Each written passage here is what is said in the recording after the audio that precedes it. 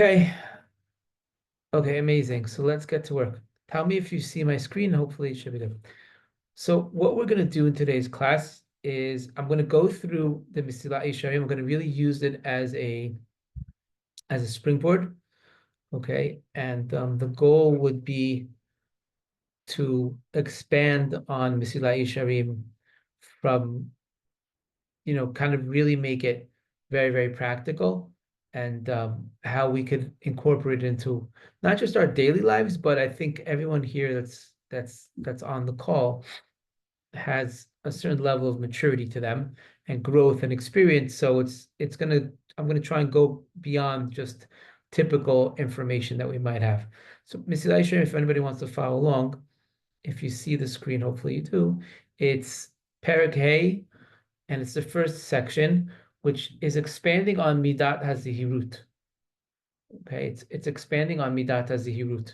And what that does is Zirut means watchfulness. That's kind of the simple way of saying it, I would say.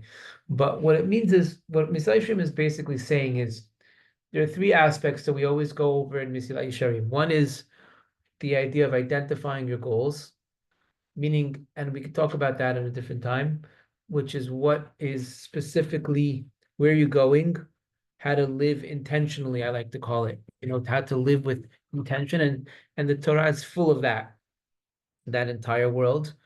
One is living intentionally, identifying your goals. The second is zehirut, which means being careful, or I like to call it removal, because that's what being careful is. You're removing certain forces, energies. I like to go into thoughts, habits, and people that are negative. And then there's the result, which is the next stage, which is actually being proactive. So if you're sharing the screen, if give me like a thumbs up on your yeah, just so I see that you're sharing the screen, that you're reading it or you're seeing what it is that I'm writing here. Okay, so you see the screen. So he says, Hine, mafsidei hamidah hazot umarchikei hem shlosha. There are three things that essentially they they are, they slow us down from kind of attaining our goals in life or being successful. Ha'echad hu atipul v'atirda ulamit, which we went into, which is the idea of just being overwhelmed with the materialistic world. And it doesn't mean just, like I said, everyone here that's joining or listening, it's not like you're addicted to shopping, right? But life gets so busy.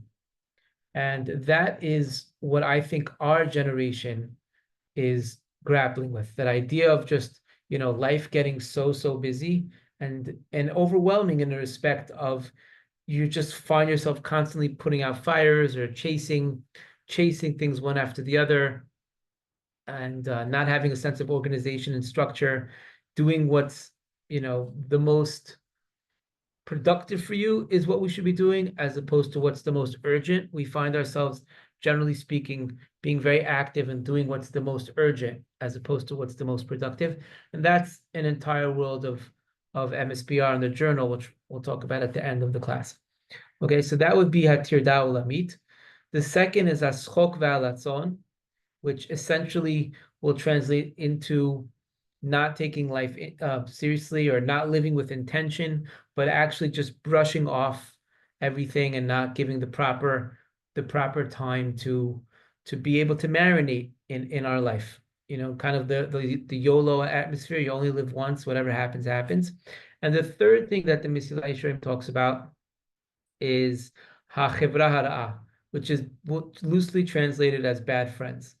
Okay, so those are the three things that if you want to, focus, if you want to do a reckoning, which we still, and I very much believe in this path, we still should be living with the energy of the holidays of Rosh Hashanah, Sukkot, and so on. You want to do a reckoning of how do I keep myself on track? So identify and kind of search into those three things. How am I doing with my worldly matters? Meaning, am I overwhelmed with life? Am I actually just constantly putting out fires? Or am I living productively the way I want to live, the way I feel I should be living? That's one. If the answer to that is no, that's the first one of Mesilat Yesharim. Two, Schok Ve'Lashon.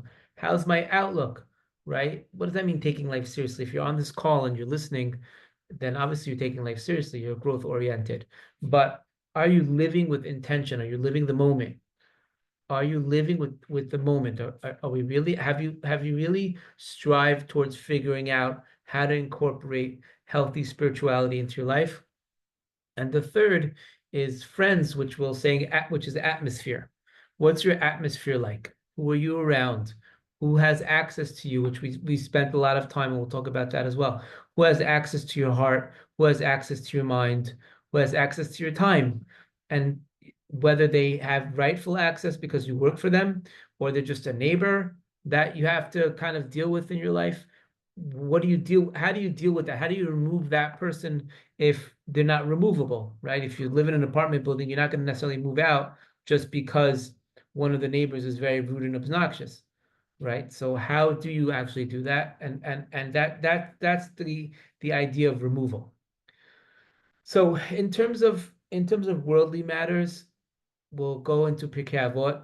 Rabbi Hillel Omer, and you see it in front of you, Marbe nechasim, marbe de'aga. And what I tried to do when I prepared for this class, because I always like to bring new material, even though I've been teaching for over 2 decades, but it's always nice to bring something fresh into the mix. Marbe nechasim, marbe de'aga means when you have too much materialism, too much busyness in your life. And the word is marbe, from the word harbe, which means too much, a lot, overwhelming. Doesn't mean you shouldn't have materialism, but whenever we feel that we're being overwhelmed with materialism, and how do we know we're overwhelmed? Because our mind is so preoccupied with it, then that's the point where we're supposed to go into simplicity, go into the world of simplicity. And we've spoken about this in last week's class and so on. The idea of just simplifying the decision-making process, the idea of simplifying the process and the journey. Instead of having 100 variables until you reach your goal, understand just the first one. And from that, get to the next. So that's in decision-making process, that's in materialism, that's in life, learning how to not make things complicated. There's a certain personality trait that I deal with, that I teach about. It's called catastrophizing, where you basically make every situation into a catastrophe, right? And the idea behind that, the solution to that is basically learning, don't drown in a cup of water. Don't drown in a cup of water. Simplify life. When we make life simple, be it materialistically, be it decision making, be it our surroundings, we have an easier time executing things. When somebody has the type of personality that they have all these great plans and they have all these great plans and ideas, but they can never execute it, they need to simplify the process. And that's kind of the idea of that's kind of the idea of worldly matters being overwhelming. Because I don't think anyone here is necessarily going to really be grappling with shopping addiction, right? But it's more the idea of just life has gotten too complicated. We want to simplify it. So that's marbe nechasim, marbe Give daga. an example of that, please. Like an example of how that's applied. How would that apply? So if you want to really know how to do that, if you have a goal that you really resonate with, like you want to become a nurse, right? Or you want to let's just take that. You want to become a nurse. You don't have to start understanding what your job application is going to be like when you haven't even started school. Simplifying it means there's 30 steps to the process. And the end goal is responsible and the thing you want to do. Do you see the first step? Yes, take it. And as long as you need to take the first step is what you should do. Don't worry about the second step. Don't even worry about the third, fourth, or fifth. As long as you're making a responsible choice. Do you see the first step? Take the first step. That's all you need to know. Meaning you have to have it mapped out, right? You do want to become a nurse, let's say, right? Okay, great. So what is the first step to that? Well, I have to get myself accepted to a school. Okay. You go on that journey. But if if you want to clean your room, you don't have to figure out where everything's going to be. It might take you a month to clean your room, but start with something. Take the first step. What's the first step? Put everything that's a mess in a corner, and then every day pull something out. it's simplifying the process. Simplifying the process in life.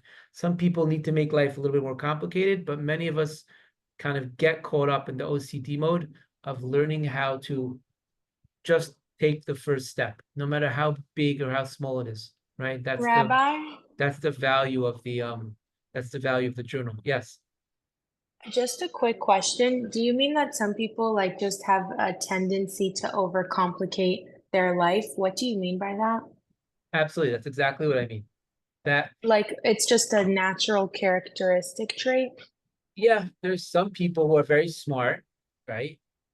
And they kind of think 15 steps ahead, but that intelligence also stops them because they won't take a step forward unless they have every aspect of the 15 steps kind of completely mapped out. Okay, that makes sense. Thank So you. that the way I heard actually a mashal is they have a great engine, but their transmission is very weak, meaning the transmission is the one that shifts from first gear to second gear to third gear. So they're always stuck in first gear. And a lot of times it's overcomplicated with OCD. A lot of times it's just fear of failure, perfectionism, too much self-judgment, where if it doesn't come out perfect, so they won't even get it done. And then Yeah. life becomes so complicated because your responsibilities just pile up and pile up and pile up. So what are you naturally gonna do? You're naturally gonna only do the things that are the most urgent. So you're living in this swamp mode of just, putting out fires all the time. You're in this swamp mode of like putting out a fire constantly because you've gotten to that point where you only do what's urgent. But how did it happen? Because you made things too complicated. Stop making things complicated. The Torah is Hashem built the world and created the world day by day. First, second, he didn't create it in one shot. It's in everything. It's in dating, it's in work, it's in personal, it's in working out, it's in like, there were times that my schedule was very, very heavy, very, very, very big. There was a lot going on. I was traveling, whatever it might be, but I wanted to be able to go to the gym, but I couldn't actually spend time in the gym. So I'd actually just go to the gym and then walk out. But at least I went that day. So the next day Wait, wouldn't be, really? yeah, the next day I wouldn't be starting from day one. It would be day two already. And day two is easier. Journaling is the same thing. Sometimes I just don't have the time. Sundays is a very packed day for me. It starts at whatever time it starts and it ends very, very late. Right? But I just would journal. I don't have time to journal today. That's called simplifying it. I've learned to do that. Okay. Simplifying and consistency. Yes, simplifying consistency. Absolutely. Okay. So that's the first aspect of what the Mesilat Yesharim is talking about. And I have here a list of many different avenues that I can go into when it comes to the materialistic world, like distraction from purpose, how materialism kind of gets us distracted, fleeing nature of materialistic possessions, materialism as a source of inner conflict. There's a lot of different avenues that I could talk to but what I will do is I'll just kind of go to the end of it. If anybody wants these notes afterwards, they're more than happy to have them.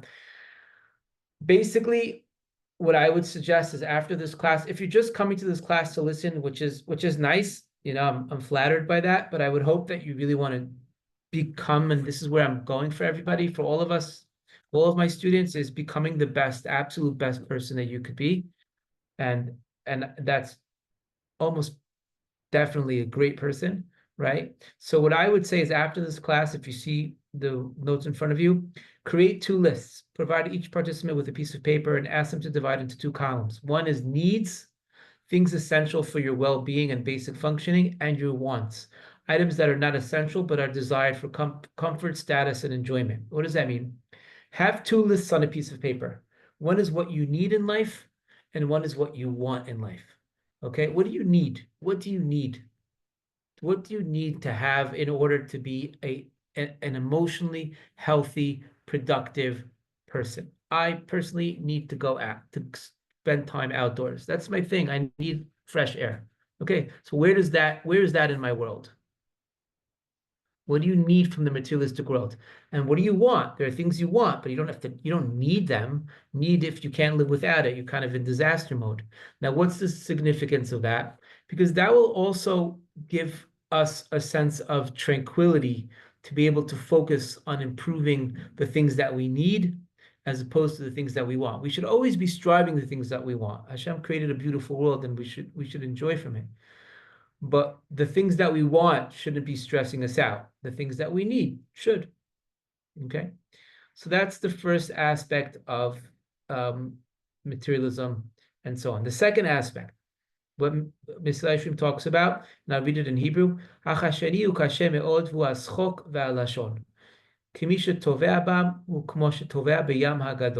who's drowning and not taking life seriously, it's like he's sinking in the ocean.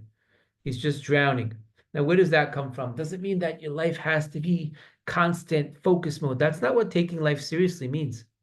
I had exposure to some of the biggest Gdolim in our generation. When I moved to Israel, I moved from America, and people told me the one place you shouldn't live is in Har Nof. And I ended up going to 5 different communities within 1 year until finally I tried Har Nof, and I found an apartment across the street from Rav Vad Yosef, like literally across the street. Like I would cross my street and go and see his house. This was 25 years ago, something like that. And he was still walking to shul back and forth. And myself and my children, we grew up with him. They grew up with him. And I would see a person that, yes, on the news, he's very intense, but in his life, in his daily life, he was joking, he was happy, he was, in his way, in the way that he would joke and laugh, right? But the idea of what we're talking about of taking life seriously is more the focus of living with intention. What does that mean? That your life has purpose. And I want to read a line. I want to read a line by Viktor Frankl. Life is never made unbearable by circumstance, but only by lack of meaning and purpose. Whenever a person doesn't have meaning or purpose, that's when life becomes unbearable. A woman can go through childbirth, even though it's one of the most painful experiences ever, but she'll go through it, and she'll have many children. Why? Because it's purposeful. So really, our goal in living with intention is finding purpose, is making sure that our life, and we're not talking about every single moment, which is a beautiful place to arrive to, but we're talking about in general. Our life has meaning. We're building something here. And it's definitely, every stage of his life has its direction, whether you're single and you're building yourself to become the best person you could be, whether you're married, you're raising children, raising grandkids, whatever it might be, living with intention doesn't just make life bearable, but it makes life pleasurable. And he goes into 3 aspects, Viktor Frankl, in the Man's Search for Meaning. He talks about 3 things that give you meaning. One is hard work. The second is relationships. And the third is challenges and suffering. Why is that? Because each one of those 3, in order to succeed, you have to kind of go outside of yourself. Challenges, work and goals. When you have a goal, it's you're not there now, but you have to get there. So it's something that doesn't exist. It gives you something to strive for. And it doesn't have to, we're not talking about just materialistic goals. We're talking about growth, spiritual aspect of yourself and your community, your household, your family, your friends, something to that extent. Relationships are goal-oriented because in order to have a good relationship, you have to go outside of yourself. It's all about giving. And challenges is the same thing in life. Hashem's always giving a challenge to bring you to a new place. This week's past parasha, I heard a beautiful perush by Rabbi Sachs, Rabbi Jonathan Sachs, which, if I'm not mistaken, it's his yahrzeit this week. He says, what was the whole game of the Akedat Yitzchak? Hashem says to Avraham Avinu, like, I want you to sacrifice your child, which is the biggest abomination ever. That's your test to me. What was Hashem trying to get with this whole thing? And if you're going to give him that test, if you give him a test, give him a test he can go through with. Don't give him a test that he's not going to end up doing. Like, why give him a test that, you're not going to fulfill? So he explains that the goal really for Hashem was to show Avraham Avinu, hey, even the most valuable thing for you that you've waited your whole life for, I want you to have it because you're going to end up with your child, but just know that it's not yours. It belongs to me. Right? Sometimes Hashem, you always have this question like, Hashem, why are you putting me in that situation only to take it away? Because it's the process Hashem wants us to go through, right? And Hashem wanted him to know, hey, this entire world that you have, even your children, you're a guardian of them. We're guardians of money, we're guardians of everything that we have. And that's the whole idea of how a challenge gives us meaning. It takes us on a journey, which, to become what we're supposed to be. Rav Noach Weinberg, in his brilliant explanation of 5 levels of pleasure, he keeps talking about the fact that meaning is the most powerful thing. And there are people that, based on idealism, will give up their life. How did they know that the World Trade Center was an idealistic or religious, transpiring? Because only religion and meaning can convince you to give up your life. They did it for the wrong reasons, but the point still stands the same. The third step that Mesilat Yesharim talks about is your friends. That's the third thing that could pull you off, that can kind of rattle your cage. And I'll read it here. Hamafsida shlishi hu hachevra, tahenu chevrat hatipshim v'achot'im. Vehu ma shekutuv omer, v'orek selim yoroa. Meaning, if you follow bad circumstances, it leads you the wrong way. And this is something we all have to be sensitive to. In last week's parasha, Avram Avinu chose not to live in Sdom, and he was Avram Avinu. Why? Because our surroundings affect us. Tell me who your friends are, I'll tell you who you are. But it's not just our surroundings in terms of friends, it's also the people you have at work. It's people who are in your daily life. And Rav Nachman Breslov talks about this.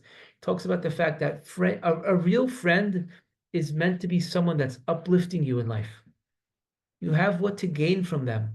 It's someone that when you spend time with them, you're becoming a better person, and you're making them a better person. They're not just a filler of time. All right, and it's very important for us to understand this whole idea of who has, and we'll get into that a little bit today, and next week we'll get into it more. Who has access to our space? Okay, so now I'm going to go through three aspects of removing negativity. One is thoughts, actions, and habits, and the third is people. Right? This is all based on Mesilat Yesharim. Thoughts is what he was talking about, taking life seriously. Action and habits is the negative experiences that we're creating, and people, as we just said. So I'll go into just one final point, and then I'll open up for questions. So let's talk about removing negative thoughts. So there's a pasuk. It says Sur Merah ve'aseh tov. It's a pasuk in Tehillim. Remove negative and bring positive. If a person's, there's a certain process here. We've spoken about it in the past. First, clear, do a cleaning of the closet before you want to put in. Before you want to, you brought new groceries, make sure the refrigerator is clean, and then you put in the new groceries. Someone told me, a student told me a beautiful mashal, beautiful way of explaining, before you pour a glass of wine, make sure there's no milk in the cup. If there's milk in the cup, even just a little bit, it'll ruin the whole glass. So same thing, sur merah ve'aseh tov. Make sure to spend some time that we have a healthy thought process. There's a class given in Eshel, it's called Lashon HaTov, given by Mrs. Towel. It's just about, I've never sat through the class, I've heard parts of it, but it's about positive thinking and removing negative thinking from our mind. I'll go through 4 points, okay? 1, black and white thinking. Are you the type of person that sees everything as one way or another, without any in-between? Everything's black and white. Now, why is this so negative? The answer is very simple, because you spend most of your time in the gray zone. If you don't know how to move forward in the gray zone, then really you're slowing yourself down. Nothing is ever perfect. It's never black or white. It's always gray. Everything's always gray. Everything could be more perfect, so to speak. So if you're the black or white type of person, then the gray zone, which is majority of life, is a difficult place to be. We have to know how to perform in that place. It doesn't mean we shouldn't have standards of success, but learn to perform in the gray zone. 2, personalizing, assuming that we're to blame that for anything that goes wrong, like thinking someone didn't smile at you because you did something to upset them, right? So that's the second aspect, the negative thought that I would like to discuss tonight, is taking everything personal. And you can identify this. If you identify it in a relationship, someone is the type of person that everything, you're kind of walking on eggshells all the time to say something to them. There's a flaw in them. There's a certain insecurity that they have that you can't talk to them.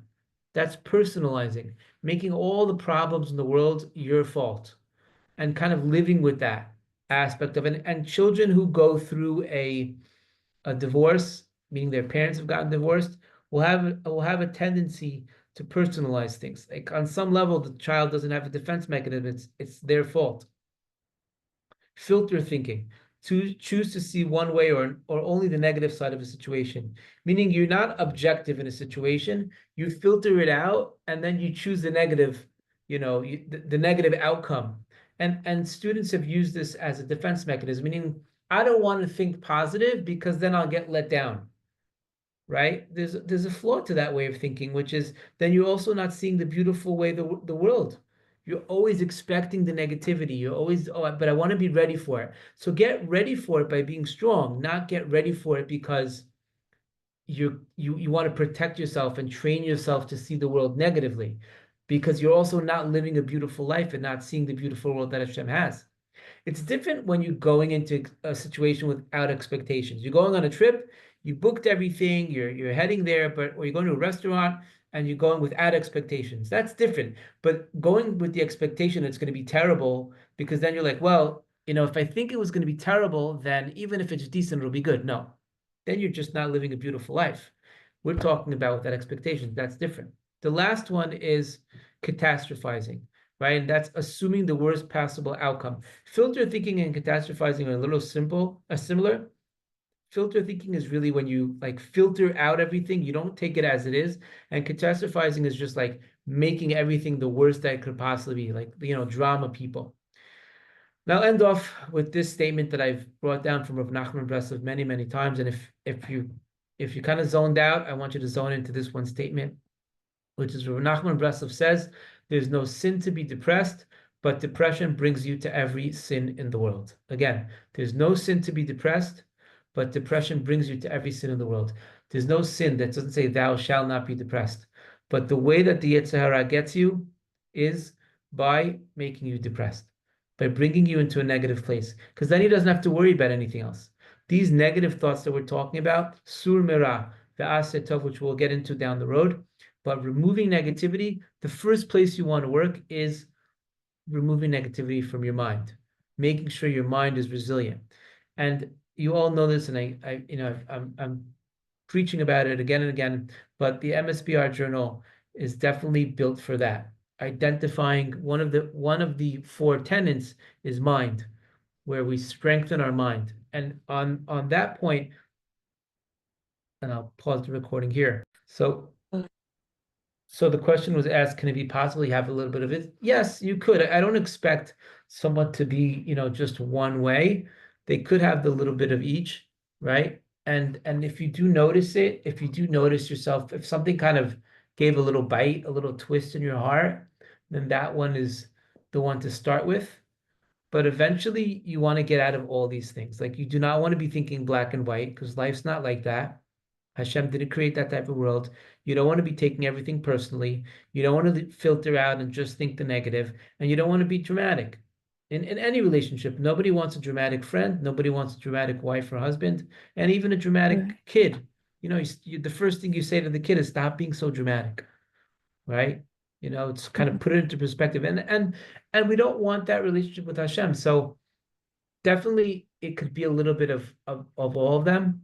But which one of them kind of gave a little bit of a pinch? All right. Thank you. Okay, amazing, everybody. Okay, we'll stop here. I'll see you next week. Thank you. Okay. Thank you.